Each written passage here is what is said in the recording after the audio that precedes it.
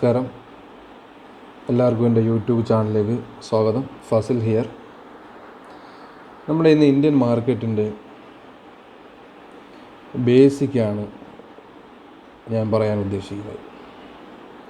Basic എന്ന് ഉദ്ദേശിച്ചത് നമ്മുടെ ഇൻസ്റ്റിറ്റ്യൂഷണൽ എന്ന് കേട്ടിട്ടുണ്ടോ? നമ്മൾ FIS, DIS, FIS ബൈ ആണോ DIS ബൈ ആണോ എന്ന് നമ്മൾ പറയുമല്ലോ. അപ്പോൾ എന്താണ് ഈ FIS, എന്താണ് ഈ DIS, എന്താണ് ഈ ക്ലയൻറ്റ്, ഇവരെങ്ങനെ ഇന്ത്യൻ മാർക്കറ്റിൻ്റെ ഡയറക്ഷൻ കൺട്രോൾ ചെയ്യാം, എങ്ങനെ ഇന്ത്യൻ മാർക്കറ്റിൻ്റെ ഡയറക്ഷനിൽ മൂവ്മെൻറ്റ് നടത്തുന്നു എന്ന് കണ്ടുപിടിക്കാൻ. നമ്മൾ FIS ബൈയും DIS സെല്ലും ഇതൊന്നും നമുക്ക് നേരത്തെ ലൈവ് മാർക്കറ്റിൽ ഇതൊന്നും കണ്ടെത്താൻ പറ്റത്തില്ല. അവരെപ്പോഴാണ് ബൈ ചെയ്യുന്നത്, അവരെപ്പോഴാണ് സെല്ല് ചെയ്യുന്നത്, മാർക്കറ്റിൻ്റെ എൻഡാണോ? ഒരു കാര്യം മാത്രം നമുക്ക് അറിയാം. എൻ്റെ നോളജ് വെച്ച് പറയുകയാണെങ്കിൽ FISും DISും ബൈയും സെൽ ഓഫ് ചെയ്യുന്നത് മാർക്കറ്റ് തുടങ്ങി ആഫ്റ്റർ 4 hours ശേഷമായിരിക്കും. 90% മാർക്കറ്റ് തുടങ്ങി ആഫ്റ്റർ 4 hours. അതാണ് നമ്മൾ രാവിലെ മാർക്കറ്റിൽ വരുമ്പം തന്നെ പെട്ടെന്ന് കയറി ലോട്ട് കൂട്ടിയെടുക്കാനോ ഒന്നും ചെയ്യാൻ പാടില്ല. നമ്മൾ മാർക്കറ്റിനെ വാച്ച് ചെയ്തു ഒരു ലോട്ടോ 2 ലോട്ടോ മാക്സിമം എടുക്കുക. ഭൂരിഭാഗം ആൾക്കാർ എന്താ ചെയ്യുന്നത് വെച്ചാൽ ആദ്യം ഒരു 10-20 ലോട്ട് എടുത്ത് ലോസ് ആക്കി വെക്കും. പിന്നെ അത് പിടിക്കാനുള്ള പുറപ്പാടിൽ വരുന്ന കോളുകളെല്ലാം എടുത്ത് നമ്മൾ ടയേർഡായി അവസാനം പ്രോഫിറ്റിലോ അല്ലെങ്കിൽ ഡബിൾ ലോസിലോ ട്രിപ്പിൾ ലോസിലോ അവസാനിക്കും. അപ്പോൾ ആദ്യം തന്നെ നമ്മൾ ഒരു ലോട്ട് വെച്ചോ അല്ലെങ്കിൽ മാക്സിമം 2 ലോട്ട് വെച്ച് എടുത്ത് നമ്മൾ സ്റ്റഡിയായി പോയി കഴിഞ്ഞതിന് ശേഷം mark after 4 hours, after 12 o'clock, after 1 o'clock institution വരുമ്പോൾ നമ്മൾ അവരെ ഫോളോ ചെയ്യുക. മാർക്കറ്റ് ട്രെൻഡ് അനുസരിച്ച് ഒരിക്കലും ചെയ്യരുത്. ട്രെൻഡ് അനുസരിച്ച് നമുക്ക് ട്രെൻഡ് മിസ്റ്റേക്ക് ആണെന്ന് വിചാരിക്കുകയാണെങ്കിൽ പറ്റുവാണെങ്കിൽ ഒരു മാക്സിമം ഒരു 10 to 15 പോയിൻ്റ് റിസ്ക്കേ എടുക്കാവുള്ളൂ. എത്ര ലോട്ടായാലും, ഈവൻ 1 ലോട്ടായാലും മാക്സിമം ഒരു 20 പോയിൻ്റ് റിസ്ക്. ഓക്കെ. അപ്പം ഞാനിവിടെ ഇന്ന് നമ്മുടെ ഇന്ത്യൻ മാർക്കറ്റിൻ്റെ 2 രീതിയിലുള്ള ഇൻസ്റ്റിറ്റ്യൂഷണലാണ് ചെയ്യുന്നത്. അതിൽ പറയുമ്പം നോൺ ഇൻസ്റ്റിറ്റ്യൂഷണൽ ഇൻവെസ്റ്റേഴ്സും ഇൻസ്റ്റിറ്റ്യൂഷണൽ ഇൻവെസ്റ്റേഴ്സും. എന്താണ് ഇൻസ്റ്റിറ്റ്യൂഷണൽ ഇൻവെസ്റ്റേഴ്സ്, എന്താണ് ഇൻസ്റ്റിറ്റ്യൂഷണൽ ഇൻവെസ്റ്റേഴ്സ്? ഇന്ത്യൻ മാർക്കറ്റിൻ്റെ 2 പാർട്ട്, ഒന്ന് institutional investors, 2 institutional investors. Non institutional എന്ന് പറയുമ്പോൾ അതിനകത്ത് വരുന്നത് നമ്മളെപ്പോലുള്ള ആൾക്കാരാണ്, retail investors, clients. Non institutional investors 2 ലക്ഷവും അതിൽ കുറവും ക്യാപിറ്റലായിട്ട് മാർക്കറ്റിൽ വന്നു ഇൻവെസ്റ്റ് ചെയ്യുന്നവരെയാണ് നോൺ ഇൻസ്റ്റിറ്റ്യൂഷണൽ ഇൻവെസ്റ്റേഴ്സ്. 2 ലക്ഷത്തിന് മുകളിലും അതിൽ കൂടുതലും ക്യാപിറ്റൽ ഉള്ളവരുണ്ട്. അവരും ഈ നോൺ ഇൻസ്റ്റിറ്റ്യൂഷണൽ ഇൻവെസ്റ്റേഴ്സാണ്. 5 ലക്ഷം, 10 ലക്ഷം, 20 ലക്ഷം, മാക്സിമം 50 lakhs, 50 lakhസും അതിൽ 50 lakhs to 1 lakh, അതും റീറ്റെയിൽ ഇൻവെസ്റ്റേഴ്സാണ്, നോൺ ഇൻസ്റ്റിറ്റ്യൂഷണൽ. ഇപ്പോൾ 2 ലക്ഷത്തിന് മുകളിലുള്ളവർക്ക് നമ്മൾ HNI എന്ന് പറയും. ചെന്നൈയുടെ ഫുൾ ഫോം എന്ന് പറഞ്ഞാൽ ഹൈ നെറ്റ് വർത്ത് ഇൻഡിവിജ്വൽ. ഇതാണ് HNIയുടെ ഫുൾ ഫോം. അപ്പോൾ നോൺ ഇൻസ്റ്റിറ്റ്യൂഷണൽ ഇൻവെസ്റ്റേഴ്സ് എന്ന ഈ റീറ്റെയിൽ ഇൻവെസ്റ്റേഴ്സിനകത്ത് തന്നെ വരുന്നതാണ് HNIയും. 2 ലക്ഷം അതിൽ താഴെ ക്യാപിറ്റൽ ഉള്ളവർക്ക് റീറ്റെയിൽ ഇൻവെസ്റ്റേഴ്സ് എന്ന് വിളിക്കും. 2 ലക്ഷവും മോർലി 50 lakhs, 75 lakhs വരെ ഉള്ളവർക്ക് HNI എന്ന് വിളിക്കും. അതാണ് നോൺ ഇൻസ്റ്റിറ്റ്യൂഷണൽ ഇൻവെസ്റ്റേഴ്സ്. നമുക്ക് മാർക്കറ്റിൽ യാതൊരു രീതിയിലുള്ള ഡയറക്ഷനും ചെയ്യാൻ പറ്റില്ല. നോൺ ഇൻസ്റ്റിറ്റ്യൂഷണൽ ഇൻവെസ്റ്റേഴ്സ് നമ്മൾ ലോസ് ആവാത്തതേ ഉള്ളൂ. നമ്മൾ എങ്ങനെയാണ് ഇൻസ്റ്റിറ്റ്യൂഷണൽ ഇൻവെസ്റ്റേഴ്സ് പോകുന്നത് അവരെ ഫോളോ ചെയ്ത് ഇൻവെസ്റ്റ് ചെയ്യാൻ മാത്രമേ പറ്റത്തുള്ളൂ. ഒരു രീതിയിലുള്ള ഡയറക്റ്റ് മൂവ്മെൻറ്റും മാർക്കറ്റിൽ ചലിപ്പിക്കാൻ പറ്റാത്തവരാണ് നമ്മൾ. ഇനി അടുത്ത ഒരു സ്റ്റെപ്പാണ് ഇൻസ്റ്റിറ്റ്യൂഷണൽ ഇൻവെസ്റ്റേഴ്സ്. എന്താണ് ഇൻസ്റ്റിറ്റ്യൂഷണൽ ഇൻവെസ്റ്റേഴ്സ് എന്ന് പറയുന്നത്? ഇൻസ്റ്റിറ്റ്യൂഷണൽ ഇൻവെസ്റ്റേഴ്സ് മെയിൻ 2 പാർട്ടാണ്. FIIS, DIIS. FIIS എന്ന് പറയുമ്പോൾ ഫോറിൻ ഇൻസ്റ്റിറ്റ്യൂഷണൽ ഇൻവെസ്റ്റേഴ്സ്, DIIS എന്ന് പറയുമ്പോൾ ഡൊമസ്റ്റിക് ഇൻസ്റ്റിറ്റ്യൂഷണൽ ഇൻവെസ്റ്റേഴ്സ്. അപ്പോൾ നമ്മൾ ഫോറിൻ ഇൻസ്റ്റിറ്റ്യൂഷണൽ ഇൻവെസ്റ്റേഴ്സ് എന്താണെന്ന് വെച്ചാൽ അവർ മെയിനായിട്ട് UK, USA, Germany, Switzerland, Ireland, Netherland ഇത്രയും ഭാഗത്തുള്ള ആൾക്കാർ നമ്മുടെ ഇന്ത്യയിൽ വന്നിട്ട് സെബി രജിസ്റ്റേർഡ് ആവണം. അത് സെബിയുടെ ഒരു നിയമമാണ്. ഈ സെബി രജിസ്റ്റേർഡ് ആയിട്ട് അവരിവിടെ ഇൻവെസ്റ്റ് ചെയ്യുന്നതാണ്. അവർക്ക് അതിനുള്ള റൂൾസും റെഗുലേഷൻസും എല്ലാം സെബി കൊടുക്കും. നമുക്ക് നമ്മുടെ ക്ലയൻറ്റിന് നമുക്ക് തരുന്നതിന് വിട്ട് മാർജിനും എല്ലാം സെബിയുടെ അണ്ടറിലായിരിക്കും. ഈ ഫോറിൻ ഇൻസ്റ്റിറ്റ്യൂഷൻ FIS ഇവിടെ മാത്രമല്ല, ഇന്ത്യയിൽ മാത്രമല്ല, ഏതൊക്കെ രാജ്യങ്ങളിൽ ഡെവലപ്പായിട്ട് നല്ല എക്കണോമി ഗ്രോത്തായിട്ട് വരുന്ന രാജ്യങ്ങളിലെല്ലാം അവർ കൂടുതൽ ഇൻവെസ്റ്റ് ചെയ്യും.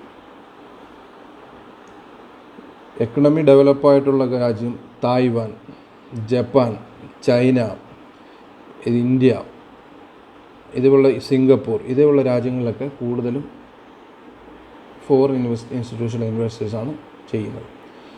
നമ്മൾ ഈ SGS നിഫ്റ്റി എന്ന് പറയത്തില്ലേ, SGS നിഫ്റ്റി എന്ന് പറയുന്നത് നമ്മളെന്നും മാർക്കറ്റ് രാത്രിയിൽ നോക്കും, രാവിലെ നോക്കും, SGS നിഫ്റ്റിയുടെ മൂവ്മെൻറ്റ് നോക്കും. എന്താണ് SGS നിഫ്റ്റി? SGS നിഫ്റ്റി എന്ന് പറയുമ്പോൾ സിംഗപ്പൂരിൽ ഇരുന്ന് ഒരു ട്രേഡ് ചെയ്യുന്ന, സിംഗപ്പൂർ എക്സ്ചേഞ്ചിൻ്റെ അണ്ടറിൽ വരുന്ന ഒരു ട്രേഡ് ചെയ്യുന്ന ഒരു സിംഗപ്പൂർ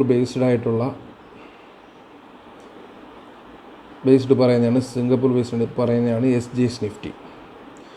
അതിന് മൂവ്മെൻറ്റ് വരുന്നത് വെച്ചാൽ ലോക്കൽ ആയിട്ട് അതിനകത്ത് യാതൊരു മൂവ്മെൻറ്റും വരുന്നില്ല ഇന്ത്യയിലെ പോലെ. അതിനകത്ത് മൂവ്മെൻറ്റ് വരുന്നത് ഫോറിൻ FIS സിംഗപ്പൂരിലിരുന്ന്, അവിടെയും സിംഗപ്പൂരിൽ അവർ ഇൻവെസ്റ്റ് ചെയ്തിട്ടുണ്ട്, അവരവിടെ ഇരുന്ന് ട്രേഡ് ചെയ്യുമ്പോഴാണ് അതിൽ മൂവ്മെൻറ്റ് വരുന്നത്. അവിടെ എന്താ ബെനിഫിറ്റ് എന്ന് വെച്ചാൽ നമ്മുടെ നിഫ്റ്റിയുടെ ലോട്ട് സൈസ് എന്ന് പറഞ്ഞാൽ 75 ആണല്ലോ. നമ്മുടെ ഫ്യൂച്ചർ മേടിച്ചാലും ഓപ്ഷൻ മേടിച്ചാലും ഓരോ പോയിൻ്റ് മുകളിലോട്ട് പോകുമ്പോഴും നമുക്ക് 75 റുപ്പീസ് കൂടിക്കൊണ്ടിരിക്കും. ഓരോ പോയിൻ്റ് താഴോട്ട് വരുമ്പോഴും ഫ്യൂച്ചർ ആയാലും ഓപ്ഷൻ ആയാലും 75 റുപ്പീസ് മൈനസ് ആയിക്കൊണ്ടിരിക്കും. അപ്പോൾ അവിടുത്തെ ഒരു സിംഗപ്പൂർ നിഫ്റ്റി എങ്ങനെ കാൽക്കുലേറ്റ് ചെയ്യുമ്പോൾ $2 മൾട്ടിപ്ലൈഡ് ബൈ നിഫ്റ്റി 50. മനസ്സിലാക്കണം, $2 $2 ഇൻറ്റു 75 150. അപ്പോൾ ഇതിനേക്കാൾ ഡബിളാണ് ഫോറിൻ ഇൻവെസ്റ്റേഴ്സ് അവിടെ ഇൻവെസ്റ്റ് ചെയ്തിരിക്കുന്നത്. അതിലാണ് മൂവ്മെൻറ്റ്, നല്ല പ്രോഫിറ്റ് അവർക്ക് കിട്ടും. അവിടെ ലോക്കലായിട്ട് അധികം ട്രേഡ് ചെയ്യുന്നവരില്ല ഇന്ത്യയിലെ പോലെ. പിന്നെ ഈ സിംഗപ്പൂർ നിഫ്റ്റി കണക്ട് ചെയ്തിരിക്കുന്ന തായ്വാൻ ഇൻഡെക്സുമായിട്ട് കണക്ട് ചെയ്തിട്ടുണ്ട്, ചൈന ഇൻഡെക്സുമായിട്ട് കണക്ട് ചെയ്തിട്ടുണ്ട്. അവിടുത്തെ ഫോറിൻ ഇൻവെസ്റ്റേഴ്സാണ് ഇതെല്ലാം കൺട്രോൾ ചെയ്യുന്നത്. അപ്പം ഞാനിത് പറയുന്നത് ഫോറിൻ ഇൻവെസ്റ്റേഴ്സിനെ കുറിച്ച് പറഞ്ഞപ്പോൾ ഞാനിത് പറഞ്ഞതേ ഉള്ളൂ, സിംഗപ്പൂർ നിഫ്റ്റിയെ കുറിച്ചും. അപ്പോൾ നമ്മൾ പറഞ്ഞു വരുന്നത് ഫോറിൻ ഇൻവെസ്റ്റേഴ്സിനെ കുറിച്ചാണ്.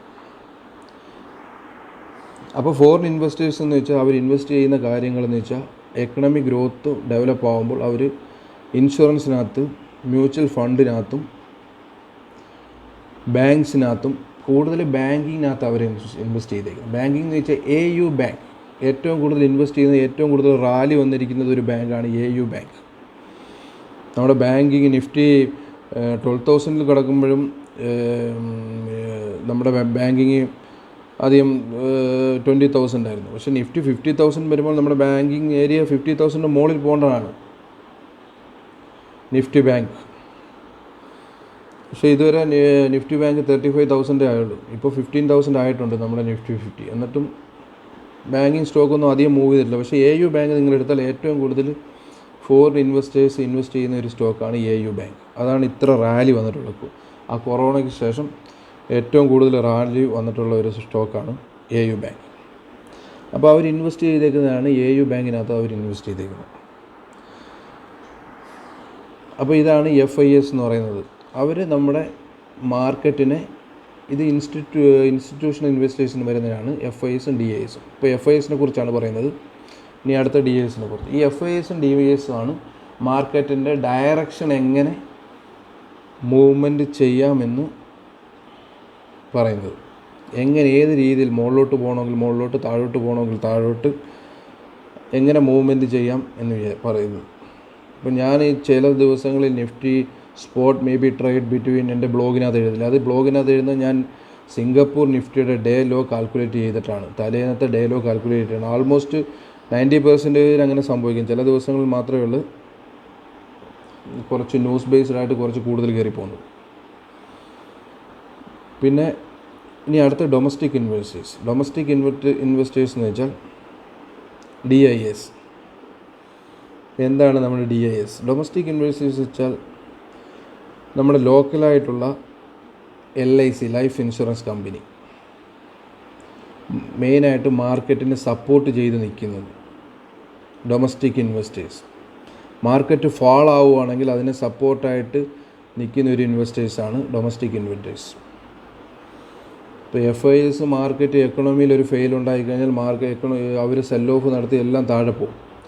ഫോർ എക്സാമ്പിൾ കോവിഡ് കാലത്ത് വരുമ്പം നിഫ്റ്റി 12,300 ആയിരുന്നു. അങ്ങനെയാണെന്ന് കോവിഡിൻ്റെ ന്യൂസ് വന്നപ്പോൾ അവർ സെൽ ഓഫ് എഴുതി. അപ്പോൾ ഡൊമസ്റ്റിക് ഇൻവെസ്റ്റേഴ്സ് ഒരു പരിധി വരെ പെട്ടെന്ന് താഴെ പോകാൻ പറ്റത്തില്ല. അവർ കുറച്ച് ഫൈറ്റ് ചെയ്തു, അവർ ഇൻഡെക്സ് ബൈ ചെയ്തു, മുകളിലോട്ട് കയറ്റും. പക്ഷേ എന്താ പ്രശ്നമെന്ന് വെച്ചാൽ FIS കൂടുതൽ സ്ട്രോങ് ആയതുകൊണ്ട് കൂടുതൽ അവർ സെൽ ഓഫ് ചെയ്യും. അതിലൊരു പരിധി വരെ DISന് സപ്പോർട്ട് ചെയ്യാൻ പറ്റും, അത്രയേ ഉള്ളൂ. അപ്പോൾ ഡൊമസ്റ്റിക് ഇൻവെസ്റ്റേഴ്സിൽ എങ്ങനെ ക്യാഷ് കിട്ടുന്നതെന്ന് വെച്ചാൽ നമ്മൾ LIC നിക്ഷേപിക്കുന്ന പ്രീമിയം ക്യാഷ്, ആ ക്യാഷ് എല്ലാം അവരെടുത്തു നമ്മുടെ സ്റ്റോക്ക് മാർക്കറ്റിൽ ഇൻവെസ്റ്റ് ചെയ്യും. പിന്നെ നമുക്കിന്ന് പിന്നെ ഡയറക്റ്റ് സ്റ്റോക്ക് മാർക്കറ്റ് ഇൻവെസ്റ്റ് ചെയ്യും.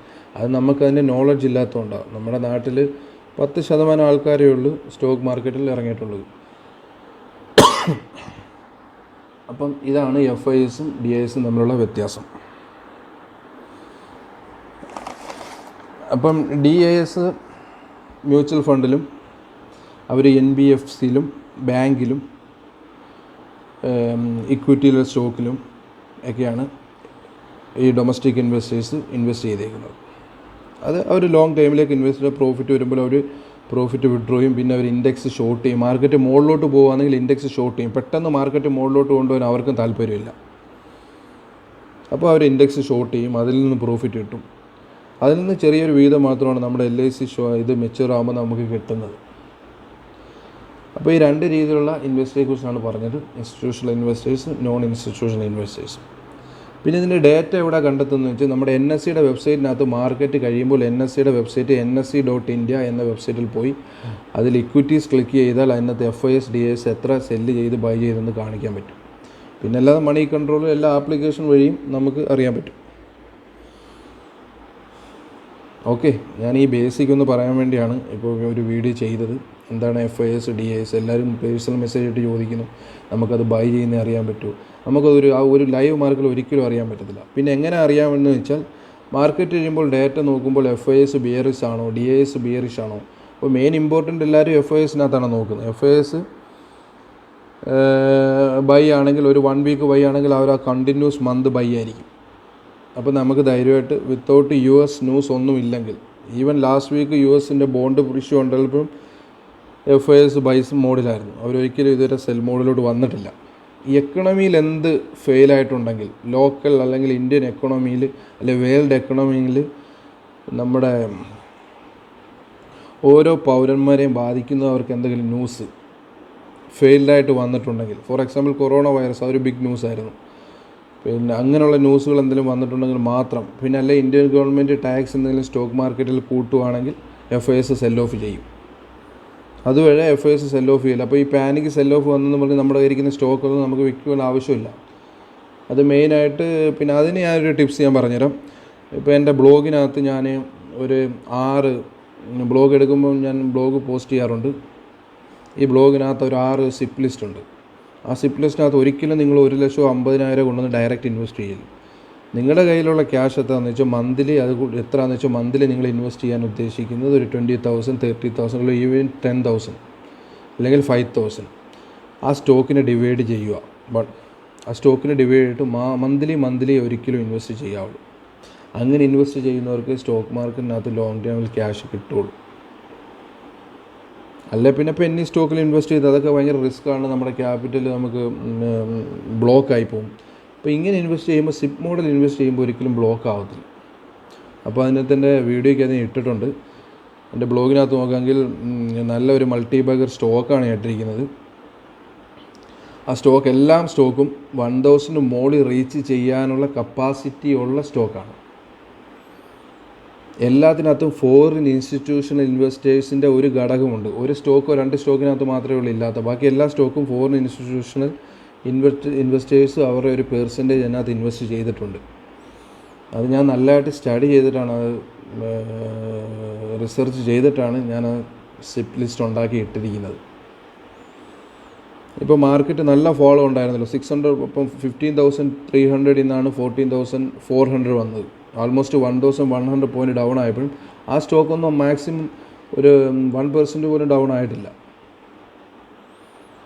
അപ്പോൾ നിങ്ങൾ ആ സ്റ്റോക്ക് നോക്കുക, പഠിച്ചിട്ട് അതിൽ സിപ്പായിട്ടുള്ള ഇൻവെസ്റ്റ് ചെയ്യുക.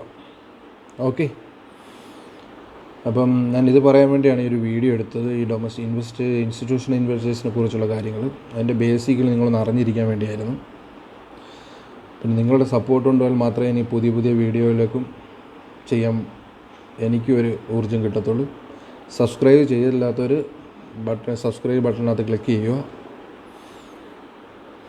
അപ്പോൾ എല്ലാവർക്കും ഒരു നല്ല